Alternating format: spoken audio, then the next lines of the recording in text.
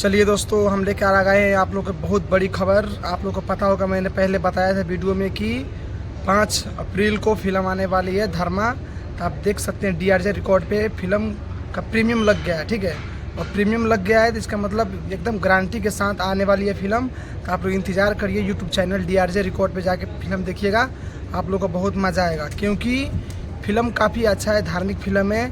आप इस फिल्म को देखिए, सिनेमा घर में नहीं देखे तो कोई बात नहीं, आप लोग प्लीज़ इस फिल्म को जाके देखिएगा यूट्यूब चैनल पे DRJ रिकॉर्ड पे। अभी भी मैं आप लोगों को कमेंट में उसका लिंक पिन कर दूंगा, आप लोग वहां से देख लीजिएगा, ठीक है।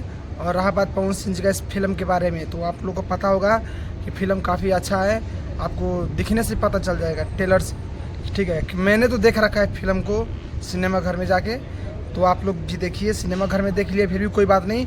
जितने भी पवन सिंह के फ़ैन हैं सब यूट्यूब पर भी देखिए, और इसको एक दिन में करिए 5 मिलियन, कम से कम करिए 5 मिलियन, ठीक है। आप लोग को हर अपडेट मिलेगा इस फिल्म से, जानकारी जितने भी आएंगे।